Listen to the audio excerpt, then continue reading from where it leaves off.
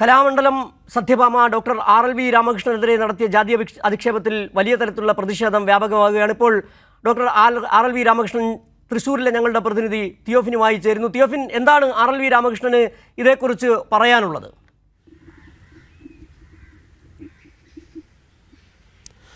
Sijo, RLV Ramakrishnan നമ്മളോടൊപ്പം തന്നെയുണ്ട്. നമുക്ക് അദ്ദേഹത്തോട് തന്നെ നേരിട്ട് ചോദിക്കാം എന്താണ് ഇതുമായി ബന്ധപ്പെട്ട കാര്യങ്ങളെന്ന്. രാമകൃഷ്ണേട്ടാ, നമസ്കാരം. ചേട്ടനൊരു ഫേസ്ബുക്ക് പോസ്റ്റിലൂടെയാണ് വിവരം എല്ലാവരും അറിഞ്ഞത്. വലിയ പിന്തുണയാണ് എല്ലാവരുടെ ഭാഗത്തു നിന്നുണ്ടാകുന്നത്. എന്താണ് ഇതിനുണ്ടായ ഒരു സാഹചര്യം? എനിക്ക് അറിയില്ല എന്താണെന്ന്. ഇപ്പം ഞാനത് കണ്ടത് ഒരു യൂട്യൂബ് ചർച്ചയ്ക്കിടയിലാണ്. അത് നമ്മുടെ കലോത്സവവുമായി ബന്ധപ്പെട്ടൊരു ചർച്ച, യൂട്യൂബ് ചർച്ചകളുടെ ഇടയിൽ ആണ് എൻ്റെ ഒരു പേര് ഇതിൽ അനാവശ്യമായിട്ട് വലിച്ചഴിക്കുകയും എന്നെക്കുറിച്ചിട്ടൊരു മോഹിനിയാട്ടക്കാരൻ എന്നുള്ള രീതിയിൽ എന്നെ കറുത്ത് കാക്കയെ പോലുള്ളവനെന്നും അതുപോലെ തന്നെ സൗന്ദര്യമില്ലാത്തവനെന്നും പെറ്റ തള്ള കണ്ടാൽ പോലും സഹിക്കില്ല, അറയ്ക്കും എന്നുള്ള രീതിയിലൊക്കെ ഉള്ള വാക്കുകൾ ഉപയോഗിച്ചുകൊണ്ട്, അതായത് അതിൽ വളരെ വ്യക്തമാണ്. എൻ്റെ പേര് ഉപയോഗിച്ചില്ലെങ്കിലും നമുക്കറിയാം കേരള സംഗീത അക്കാദമിയിൽ KPS ലളിതയുമായിട്ടുള്ള വാഗ്വാദങ്ങളും ഒക്കെ നടത്തിയ വ്യക്തിയെന്നും ചാലക്കുടിക്കാരനായിട്ടുള്ള മോഹിനിയാട്ടക്കാരൻ എന്നൊക്കെ വളരെ വ്യക്തമായിട്ട് പറയുന്നുണ്ട്. അപ്പോൾ നമുക്ക് ഏതും ആഹാരം കഴിക്കുന്ന ആർക്കും അറിയാലോ ഇതാരെ പറ്റിയേ പറയുന്നുള്ള കാര്യം. ഇതിൽ ഒരു കാര്യം വ്യക്തമാണ്. ഇത് ഈ രംഗത്ത്, കലാരംഗത്ത് ഉയർന്നു വരുന്ന ഒരു വ്യക്തിയോടുള്ള ഒരു അസൂയയും അതുപോലെ തന്നെ താഴേക്കിടയിലുള്ള ഒരാൾ, അതുകൊണ്ടാണല്ലോ ഒരു കറുത്തവൻ എന്നുള്ള രീതിയിലുള്ള വാക്കുകൾ ഉപയോഗിക്കുന്നത്. നമുക്കറിയാം അവർണനും സവർണനും എന്താണ് അർത്ഥമാക്കുന്നുള്ള കാര്യം നമുക്ക് വളരെ വ്യക്തമാണ്. അതുകൊണ്ട് തന്നെ ഒരു കറുത്ത വർഗ്ഗക്കാർ, ഒരു ദളിത് വിഭാഗത്തിലുള്ള ജനങ്ങളെ, അല്ലെങ്കിൽ അവർ ഈ മോഹിനിയാട്ട രംഗത്ത് മോഹിനിയാട്ടം കളിക്കാൻ പ്രാപ്തനല്ല എന്നുള്ള രീതിയിൽ വരുത്തി തീർക്കുകയാണ് ഇവരുടെ ഒരു മ്ലേച്ഛമായ സംഭാഷണത്തിലൂടെ ഉണ്ടാക്കി തീർത്തുള്ളത്. തീർത്തും എനിക്ക് താഴെ, ഇപ്പം ഞാനെന്ന് പറഞ്ഞൊരു വ്യക്തി, ഇനിയിപ്പം എന്നെ അല്ല പറഞ്ഞെന്ന് പറഞ്ഞാലും മോഹിനിയാട്ട രംഗത്ത് നിലകൊള്ളുന്ന ഒരു നർത്തകൻ എന്നുള്ള രീതിയിലും അതുപോലെ ഒരു അധ്യാപകൻ എന്ന രീതിയിലും എനിക്ക് താഴെ വരുന്ന ഒരു ദളിത് സമൂഹത്തിൻ്റെ പിന്നിൽ പ്രവർത്തിക്കുന്ന ഒരു വ്യക്തി എന്നുള്ള രീതിയിൽ എനിക്ക് പുറകെ വരുന്ന ഒരുപാട് നർത്തകന്മാരെ എന്താ പറയുക, അവരുടെ മാനസിക നില തെറ്റിക്കുന്ന രീതിയിലുള്ള ഒരു നിലപാടുകളാണ് മോഹിനിയാട്ടം കളിക്കാൻ കറുത്തവർക്ക് പറ്റില്ല എന്നും സൗന്ദര്യമില്ലാത്തവർക്ക് ചെയ്യാൻ പറ്റില്ല എന്നൊക്കെ പറയുന്നത്. ഇതിലൊരു കാര്യം പറയുന്നത്, ഞാൻ കാലാകത്തി വെച്ച് നൃത്തം ചെയ്യുമ്പോൾ അരോചകത്വം തോന്നുന്നു എന്ന് പറയുന്നുണ്ട്.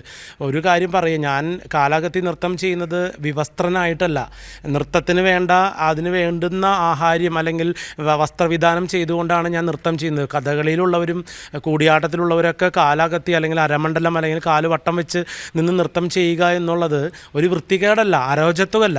ഇവർക്കൊക്കെ ആ കാര്യങ്ങളിലൊക്കെ ഞങ്ങളെ മ്ലേച്ഛമായി കാണുന്ന ഒരു എന്താ പറയുക, ഒരു കാക്ക എന്ന് പറയുമ്പോൾ, ആ കാക്ക എന്ന് പറയുമ്പോൾ തന്നെയുള്ളൊരു നികൃഷ്ടത്വം അവരുടെ സംഭാഷണത്തിൽ അടിമുടി തങ്ങി നിൽക്കുന്ന ഒന്നാണ്. അതുകൊണ്ട് തന്നെ ഇത് ശരിക്കും ഞങ്ങളെപ്പോലെ താഴേക്കടയിൽ വരുന്ന ആളുകൾ ഈ രംഗത്ത് ഉയർന്നു വരാൻ പാടില്ല എന്നുള്ള ഉറച്ചുകൊണ്ട് തന്നെയാണ് ഇത്തരത്തിലുള്ള സംഭാഷണങ്ങൾ ഉണ്ടായിട്ടുള്ളത്. അല്ലെങ്കിൽ ആ ഒരു വിഷയവുമായി ബന്ധപ്പെട്ട് സംസാരിക്കേണ്ട അടുത്ത് വളരെ ആസൂത്രിതമായിട്ടാണ് ഈ ഒരു സംഭാഷണം അല്ലെങ്കിൽ ഈ ഒരു ചോദ്യം ഞാൻ ചോദിക്കും, അല്ലെങ്കിൽ ഈ ചോദ്യം ചോദിക്കുമ്പോൾ നിങ്ങളിങ്ങനെ ഉത്തരം പറഞ്ഞാൽ മതി എന്ന് പറഞ്ഞുകൊണ്ട് അതുവരെ 15 മിനിറ്റ് 17 മിനിറ്റ് വരെ തുടരുന്ന സംഭാഷണത്തിൽ നിന്ന് കൺവെർട്ട് ചെയ്തുകൊണ്ട് എൻ്റെ പേരിലേക്ക് ഒരു ജമ്പിങ് നടത്തുന്നത് തീർച്ചയായിട്ടും ഈ ഒരു മാധ്യമത്തിലൂടെ നമ്മളെ സമൂഹത്തിൽ അപമാനിക്കണം എന്നുള്ളത് ഒരു നിശ്ചയദാർഢ്യം വെച്ചുകൊണ്ട് തന്നെ മനഃപൂർവ്വമായി ഉണ്ടാക്കിയ ഒന്നായിട്ടാണ് എനിക്ക് തോന്നുന്നത്. രാമകൃഷ്ണേട്ടാ, മറ്റൊന്നുകൂടി ചോദിക്കട്ടെ. അങ്ങ് ഒരുപാട് പോരാട്ടം നടത്തി കയറി വന്ന ഒരാളാണ്. അതായത് പഠിക്കാൻ തന്നെ ഏറെ ബുദ്ധിമുട്ടി, അഡ്മിഷൻ ലഭിക്കാൻ, അങ്ങനെ നിരവധി കാര്യങ്ങൾ വളരെ ബുദ്ധിമുട്ടി. അങ്ങ് ഇഷ്ടപ്പെട്ട ഒരു കല അഭ്യസിച്ച് അത് സ്വതന്ത്രമായി അവതരിപ്പിക്കുന്ന നിലയിലേക്ക് അങ്ങൊരു കലാകാരനായി ജനം അംഗീകരിക്കുന്ന നിലയിൽ എത്തിയിട്ട് പോലും ഈ അധിക്ഷേപങ്ങൾ വീണ്ടും ഉണ്ടാകുന്നു എന്നുള്ളതാണ്. എന്താണ് ഇതിൻ്റെ പിന്നിലുള്ളൊരു ഉദ്ദേശമായിട്ട് അങ്ങേക്ക് തോന്നുന്നത്? ഇത് തീർച്ചയായിട്ടും ഞങ്ങളെപ്പോലുള്ള ആളുകൾ ഇത്തരം രംഗങ്ങളിൽ ഉന്നത പദവിയിലേക്ക് എത്താൻ പാടില്ല എന്നുള്ള ഉറച്ച ഒരു തീരുമാനത്തോടു കൂടി തന്നെ. കാരണം ഇപ്പോൾ നമ്മളിപ്പോൾ ഇവിടെ നിങ്ങൾക്കറിയപ്പോൾ ഞാൻ നൃത്തത്തിൽ ഡോക്ടറേറ്റ് കിട്ടിയിട്ടുണ്ട്, ദൂരദർശൻ്റെ ഗ്രേഡ് ആർട്ടിസ്റ്റാണ്. ഇനി ഞാൻ ഉയർന്ന ഒരു ടോപ്പ് ആർട്ടിസ്റ്റ് എന്നുള്ള രീതിയിൽ ഇപ്പോൾ ഈ അടുത്ത് ഞാനൊരു ഇൻ്റർവ്യൂവിന് പോയതിൻ്റെ ചിത്രം ഞാൻ ഫേസ്ബുക്കിലിട്ടിരുന്നു. അപ്പോൾ ഇതൊക്കെ കാണുമ്പോൾ പിന്നെ ഇപ്പോൾ ഈ അടുത്ത് CCRT ഫെലോഷിപ്പ് എനിക്ക് കിട്ടിയിരുന്നു, സീനിയർ ഫെലോഷിപ്പ് മോഹിനിയാട്ടത്തിൽ. അപ്പോൾ ഇതൊക്കെ കാണുമ്പോൾ ഒരു കലാകാരൻ്റെ വളർച്ചയിൽ ഉണ്ടാകുന്ന ഒരു തരം മാനസികമായിട്ടുള്ള പിരിമുറുക്കമാണോ ഇതിൻ്റെ പുറകിൽ, അല്ലെങ്കിൽ ഞങ്ങളെപ്പോലുള്ള താഴേക്കടയിലുള്ള ആളുകൾ ഒരു ഉന്നത പദവിയിലേക്ക് എത്തിച്ചേരുമോ എന്നുള്ള ആശങ്കകളൊക്കെ ആയിരിക്കാം ഇങ്ങനെ ഞങ്ങൾക്കെതിരെ. അല്ലെങ്കിൽ അത്തരത്തിലൊരു പ്രശ്നം കുറേ കാലമായിട്ട് ഞങ്ങൾ നേരിൽ കാണുകയോ സംസാരിക്കുകയോ ഒന്നും ചെയ്യാത്ത ഒരാളാണ്. അല്ലെങ്കിൽ അവരുടെ ഒരു ഇടത്തിലേക്ക് ഞാൻ ചെല്ലുകയോ എൻ്റെ ഇടത്തിലേക്ക് അവർ വരികയോ ചെയ്യുന്ന യാതൊരു തരത്തിലുള്ള പ്രശ്നങ്ങളോട് ഉണ്ടായിട്ടില്ല. മുൻപുണ്ടായിരുന്നൊരു പ്രശ്നത്തെ തുറന്നുകൊണ്ട് തന്നെ നമ്മളത് കോടതിയുമായി ബന്ധപ്പെട്ട് നിൽക്കുന്നൊരു കേസായതുകൊണ്ട് അത് ആ രീതിയിൽ നടന്നുകൊണ്ടിരിക്കും. നടന്നുകൊണ്ടിരിക്കുന്നുണ്ട്. അതിനുശേഷം അത്തരത്തിലുള്ള വാഗ്പ്രതിവാദങ്ങളോ അല്ലെങ്കിൽ നേരിട്ട് കണ്ട് സംസാരിക്കലോ ഒന്നും നടന്നിട്ടില്ല. അങ്ങനെ ഇരിക്കലാണ് ഈ ഒരു 7-8 വർഷങ്ങൾക്കിടയിൽ പെട്ടെന്നൊരു സുപ്രഭാതത്തിൽ മറ്റൊരു കേസുമായി ബന്ധപ്പെട്ട് സംസാരിക്കുന്നതിനിടയിൽ എന്നെ ഇത്തരത്തിലുള്ള ആക്ഷേപിച്ചുകൊണ്ട് സംസാരിക്കുന്ന ഈ നിലപാട് അത് എന്തിൻ്റെ പുറത്താണെന്നുള്ള കാര്യം സാധാരണപ്പെട്ട എല്ലാ ജനങ്ങൾക്കും മനസ്സിലാക്കാൻ സാധിക്കും. അത് നമ്മളുടെ വളർച്ചയിൽ വിരളി പൂണ്ട് ചെയ്യുന്ന കാര്യങ്ങളായിട്ടാണ് എനിക്ക് തോന്നിയിട്ടുള്ളത്.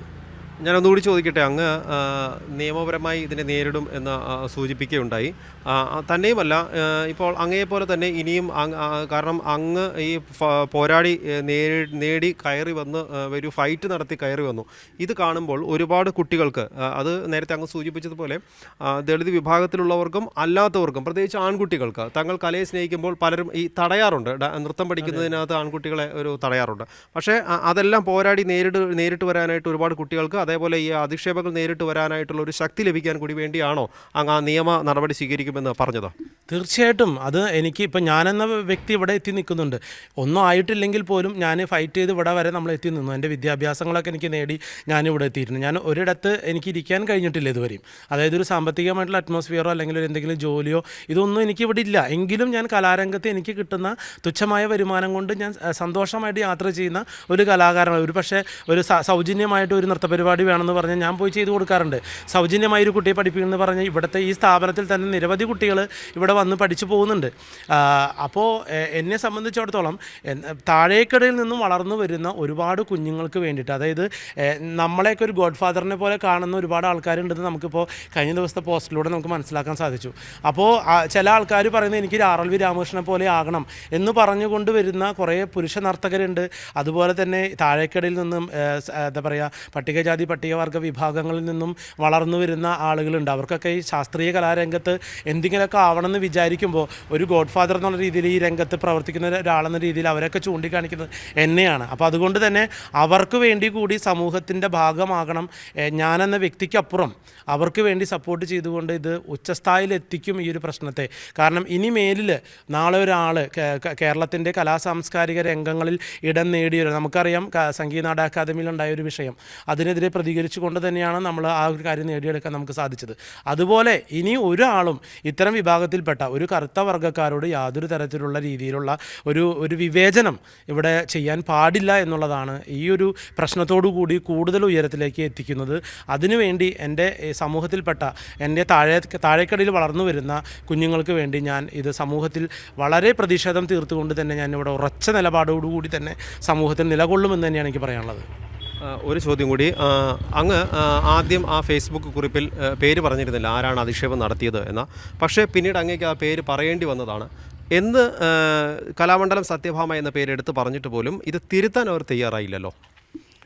അത് അവരുടെ നിലപാടിൻ്റെ പ്രശ്നമാണ്. നമുക്കറിയില്ല. കാരണം നമുക്കറിയാം എൻ്റെ പേര് പറയാതെ അല്ലെങ്കിൽ പ്രത്യക്ഷത്തിൽ തന്നെ സൂചിപ്പിച്ചുകൊണ്ട് എൻ്റെ പേര് പറയുകയും, ഇത് ആ ഒരു യൂട്യൂബ് പോസ്റ്റിലെ അടിയിൽ നോക്കിയാൽ അറിയാം. അതിന് താഴെ നമ്മൾ പറയാതെ തന്നെ ഇത് കലാഭവൻ മണിയുടെ അനുജനെ കുറിച്ചാണ് അല്ലെങ്കിൽ ഡോക്ടർ RLV രാമകൃഷ്ണനെ കുറിച്ചാണ് ഈ പറഞ്ഞിരിക്കുന്നതെന്ന് ജനങ്ങൾ ബോധ്യപ്പെടുകയും ചെയ്തിട്ടുള്ള കാര്യമാണ്. നമുക്കറിയാം ചാലക്കുടിക്കാരനായിട്ടുള്ള മോഹിനിയാട്ടക്കാരൻ ആരാണ്, എൻ്റെ പേര് പറയേണ്ട കാര്യമില്ല. ഇത് കൃത്യമാണ്. അതായത് പേര് പറഞ്ഞാൽ അല്ലെങ്കിൽ ജാതി പറഞ്ഞു കഴിഞ്ഞാൽ നിയമത്തിന് വിധേയമാകേണ്ടി വരും എന്നുള്ളത് കൊണ്ട് നമ്മളെ പറയാതെ നമ്മളെ കുത്തിക്കൊല്ലുകയാണ്. അപ്പോൾ ഇതിനെതിരെ പ്രതിഷേധം തന്നെയാണ് നമ്മൾ തീർക്കുന്നത്. അപ്പോൾ അതിൻ്റെ നിലപാട് അവരുടെ ഭാഗത്തുനിന്ന് ഒരു ക്ഷമയോ ഒരു യാചനയോ ഒരു സ്നേഹവായ്പോ അതൊന്നും നമ്മൾ ഒരിക്കലും പ്രതീക്ഷിക്കുന്നില്ല. കാരണം ഇതിനപ്പുറത്തേക്ക് നമ്മൾ ഉപദ്രവിച്ച് കഴിഞ്ഞതാണ് കാലങ്ങൾക്ക് മുമ്പേ. അതുകൊണ്ട് തന്നെ അത്തരത്തിലുള്ള നിലപാടുകൾ നമ്മൾ ആവശ്യപ്പെടുന്നില്ല അവരുടെ ഭാഗത്തുനിന്ന്. നമുക്ക് നിയമം ഉണ്ടെങ്കിൽ നിയമത്തിനോടൊപ്പം തന്നെ നമ്മൾ ഈ കാര്യങ്ങളെ സമൂഹത്തിൽ ഇപ്പം അറിയില്ല, സമൂഹം ഒട്ടനവധി ആളുകൾ നമുക്ക് സപ്പോർട്ടായിട്ട് നമ്മുടെ പുറകിലുണ്ട്. അപ്പോൾ ഇത് കാണുകയും കേൾക്കുകയും ചെയ്യുന്ന നിയമപാലകർക്ക് അറിയാം ഇതിൻ്റെ പുറകിൽ എന്താണ് ഇതിൻ്റെ വസ്തുത എന്നുള്ള കാര്യം കൃത്യമായിട്ട് അറിയാൻ പറ്റും. അപ്പോൾ അത് കൃത്യമായി നിയമ നടപടിയുമായി തന്നെ മുന്നോട്ട് പോകും. RLV രാമകൃഷ്ണൻ അധ്യാപകനാണ്. അദ്ദേഹത്തിന് കോളേജിലേക്ക് പോകേണ്ടതുണ്ട്. നമ്മൾ വേഗം തന്നെ അദ്ദേഹത്തെ ഫ്രീ ആക്കുമെന്ന് പറയുകയും ചെയ്തിരുന്നു. നന്ദി ശ്രീ രാമകൃഷ്ണൻ. RLV രാമകൃഷ്ണൻ കൈരളി ന്യൂസിനോട് സംസാരിക്കുകയായിരുന്നു. RLV രാമകൃഷ്ണൻ പറഞ്ഞതുപോലെ ഇതൊരു സത്യഭാമയുടെ ദയാവായ്പിൻ്റെ പ്രശ്നമല്ല, ഇതൊരു കാഴ്ചപ്പാടിൻ്റെ പ്രശ്നമാണ്. സമൂഹം പണ്ട് ചവറ്റുകുട്ടയിലെറിഞ്ഞ ജാതീയത, വർണ്ണവെറി വീണ്ടും തിരിച്ചു കൊണ്ടുവരാനുള്ള കലയുടെ കുത്തക ചില ജാതിക്കാർക്ക് എഴുതിക്കൊടുത്ത പഴയ കാഴ്ചപ്പാട് തിരികെ കൊണ്ടുവരാനുള്ള അതേ നിലപാട് തന്നെയാണ് സത്യഭാമയുടെ വാക്കുകളിലൂടെ പുറത്തു വന്നത്. അവർ മാപ്പ് പറഞ്ഞാലും മാപ്പ് പറഞ്ഞില്ലെങ്കിലും അതൊരു കാഴ്ചപ്പാടിൻ്റെ പ്രശ്നമാണ്. അത്തരം മനോഗതികളുമായി വലിയൊരു സമൂഹം ഇപ്പോഴും ജീവിച്ചിരിക്കുന്നുണ്ട് എന്ന് തന്നെയാണ് രാമകൃഷ്ണൻ്റെ വാക്കുകളിലൂടെ നമ്മൾ പറഞ്ഞത്. വലിയ പോരാട്ടത്തിലൂടെ രാമകൃഷ്ണൻ നേടിയെടുത്തത് ഒരുപക്ഷെ പഴയ കാലഘട്ടത്തിൽ ഇത്തരം കല ഒരു വിഭാഗത്തിന് മാത്രമായിരുന്നു എന്ന് പറഞ്ഞിരുന്നതിനെ തിരുത്തിക്കുറിച്ചുകൊണ്ട് ചരിത്രപരമായ ഇടപെടൽ നടത്തിയ RLV രാമകൃഷ്ണൻ എന്ന് പറയുന്ന കലാകാരനെതിരെ നടത്തിയ ജാതി അധിക്ഷേപം ആ കലാകാരനെതിരെ മാത്രമല്ല, ആ ഒരു വലിയ സമൂഹത്തിനെതിരെ കൂടിയാണ്, നിറത്തിനെതിരെയാണ്.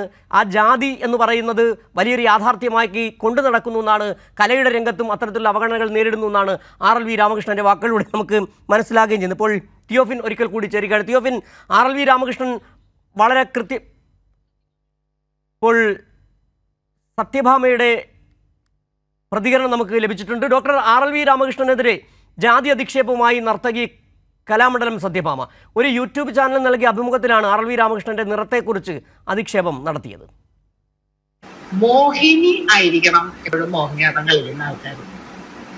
ഇയാള് കണ്ടു കഴിഞ്ഞാല് കാക്കേരം നിറം, എല്ലാം കൊണ്ടും കാല് കുറച്ചിങ്ങനെ അകത്തി വെച്ച് കളിക്കുന്ന ഒരു ആർട്ട് ഫോമാണ്. ഒരു പുരുഷൻ കാലും കവിച്ചു വെച്ചിട്ട് മോഹിനിയാട്ടം കളിക്കാന്ന് പറഞ്ഞാൽ ഇതുപോലൊരു അരോചകമില്ല. എന്റെ അഭിപ്രായത്തില് മോഹിനിയാട്ടം ഒന്ന് ആമ്പിള്ളേർക്ക് പറ്റണമെങ്കിൽ അതുപോലെ സൗന്ദര്യം ഉണ്ടാവണം. ആമ്പിള്ളേരിൽ നല്ല സൗന്ദര്യമുള്ളവരുണ്ട്, അവരായിരിക്കണം. ഇതിനെ കണ്ടു കഴിഞ്ഞാണ്ടല്ല ദൈവം പോൽ പെറ്റ തള്ള സഹിക്കില്ല.